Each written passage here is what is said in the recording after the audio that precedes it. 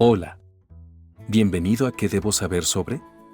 Donde te presentamos un resumen de las patologías más relevantes por especialidad médica. Hoy vamos a revisar las infecciones del tracto urinario, también conocidas como ITU. Este es un tema clínico frecuente y de gran relevancia tanto en atención primaria como hospitalaria. Las ITU representan una causa importante de consulta médica, hospitalización y uso de antibióticos. Aunque pueden presentarse a cualquier edad, son mucho más comunes en mujeres debido a la anatomía del tracto urinario, al tener una uretra más corta y una mayor proximidad al recto. Dividimos la ITU en dos grandes grupos: infecciones bajas, que afectan la uretra y la vejiga, como la cistitis y la uretritis, y las infecciones altas, como la pielonefritis, que afectan los riñones.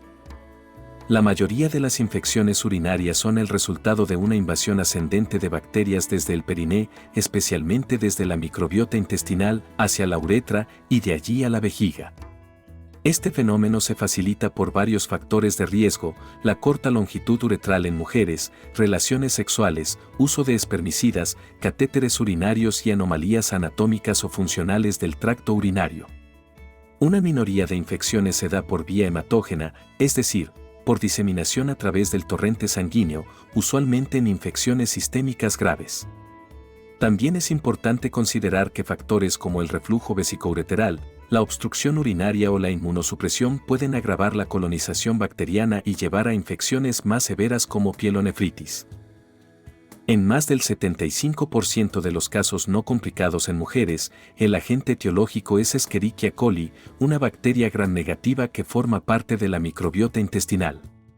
Su capacidad para causar ITU se debe a la presencia de factores de virulencia como fimbrias tipo P, que le permiten adherirse a las células epiteliales del tracto urinario. Otros patógenos incluyen especies de Klebsiella, Proteus mirabilis, Enterococcus faecalis y Staphylococcus apophyticus, este último común en mujeres jóvenes sexualmente activas. En pacientes hospitalizados o con sonda urinaria se observan gérmenes más resistentes, como Pseudomonas aeruginosa o especies multiresistentes a antibióticos como la Escherichia coli con betalactamasas de espectro extendido o BLE. El diagnóstico se basa principalmente en la clínica. Los síntomas cardinales incluyen disuria, urgencia miccional, polaquiuria, dolor suprapúbico y, en algunos casos, hematuria.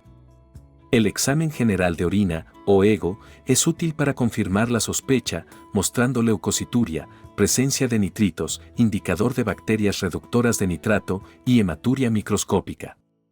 El urocultivo es la prueba diagnóstica de referencia y se reserva para casos complicados, ITU recurrentes o cuando no hay mejoría clínica.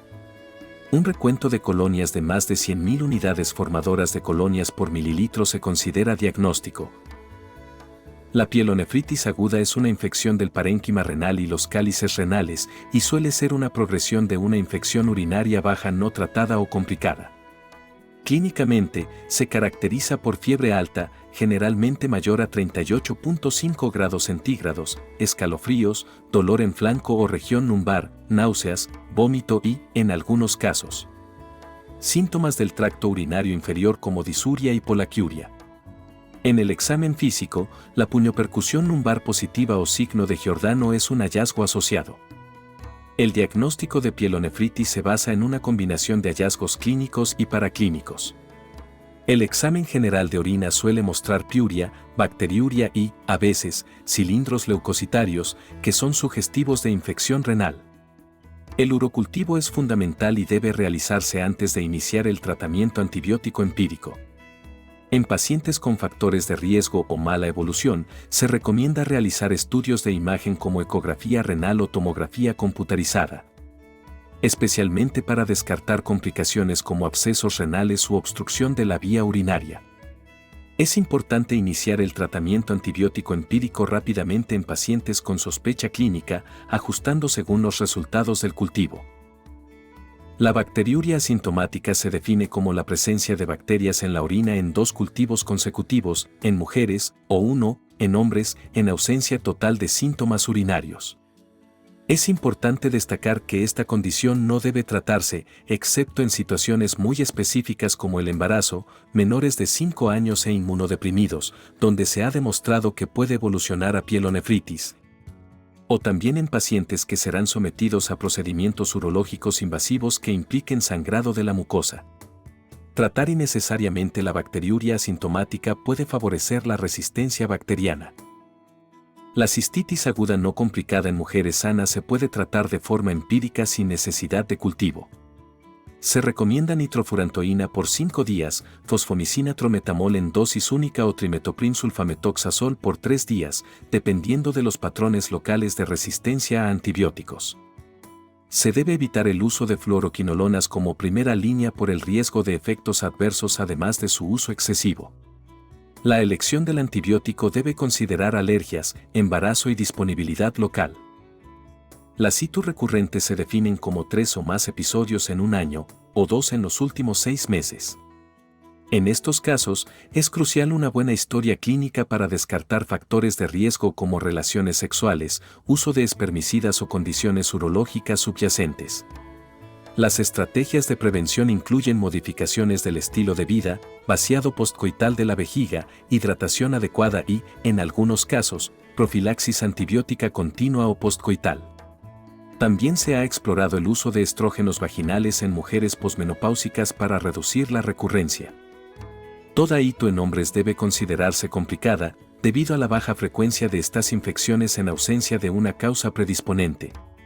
Puede estar asociada a hiperplasia prostática benigna, cálculos urinarios, obstrucciones o instrumentación urológica. El tratamiento debe guiarse por el urocultivo y suele requerir una duración más prolongada, entre 7 a 14 días. La prostatitis aguda bacteriana es una infección grave del parénquima prostático. Se presenta con fiebre, escalofríos, dolor perineal, disuria, y a menudo síntomas obstructivos como son dificultad para comenzar a orinar, flujo urinario lento o intermitente y goteo terminal. En el tracto rectal, la próstata puede estar aumentada de tamaño, dolorosa e hipertérmica. El tratamiento empírico incluye fluoroquinolonas o trimetoprim sulfametoxazol y debe mantenerse al menos por 4 a 6 semanas para evitar la cronificación. La orquiepididimitis es una inflamación del epidídimo y a veces del testículo, generalmente secundaria a una infección. En hombres jóvenes suele ser de origen sexual, especialmente por Chlamydia trachomatis o Neisseria gonorrea. En hombres mayores, las causas más comunes son bacterias entéricas. El tratamiento depende de la edad y del agente sospechoso. En jóvenes, se utilizan ceftriaxona más acitromicina o doxiciclina, mientras que en mayores, ciprofloxacino o levofloxacino. El absceso renal es una acumulación de pus dentro del parénquima renal y suele ser una complicación de una pielonefritis no tratada. El absceso perirrenal se encuentra fuera del riñón pero dentro de la fascia de Gerota. Ambos pueden causar fiebre persistente, dolor en flanco y signos de sepsis. El diagnóstico se realiza mediante tomografía axial computarizada. El tratamiento incluye antibióticos intravenosos y, si el absceso es grande o no responde a tratamiento, se indica drenaje quirúrgico. Las infecciones relacionadas con sondas vesicales son comunes y representan un reto en hospitales y centros de cuidados prolongados. La colonización bacteriana ocurre rápidamente tras la colocación del catéter. La mejor estrategia es evitar la colocación innecesaria y retirarlo tan pronto como sea posible. El tratamiento solo se justifica si hay síntomas clínicos claros, como fiebre, dolor suprapúbico o hematuria, nunca únicamente por bacteriuria. La tuberculosis genitourinaria es la forma extrapulmonar más frecuente de TB en algunos países. Puede presentarse con síntomas inespecíficos como disuria crónica, hematuria y piuria estéril, es decir, sin crecimiento bacteriano en cultivos convencionales. El diagnóstico se basa en la identificación de Mycobacterium tuberculosis en orina mediante cultivo, baciloscopía o pruebas moleculares, PCR. Las imágenes pueden mostrar riñones atróficos o calcificados. El tratamiento de la tuberculosis genitourinaria es similar al de la TB pulmonar. En resumen, las infecciones del tracto urinario constituyen una entidad clínica muy frecuente con una gran diversidad de presentaciones. Un enfoque sistemático para el diagnóstico y el tratamiento es esencial para evitar complicaciones, reducir recurrencias y minimizar el uso innecesario de antibióticos. Como profesionales de la salud, debemos fomentar el uso racional de antibióticos, guiar nuestras decisiones por cultivos cuando sea necesario y aplicar medidas de prevención, especialmente en pacientes con factores de riesgo. Espero que este repaso te haya sido útil. Gracias por llegar hasta el final del video, nos vemos en la próxima.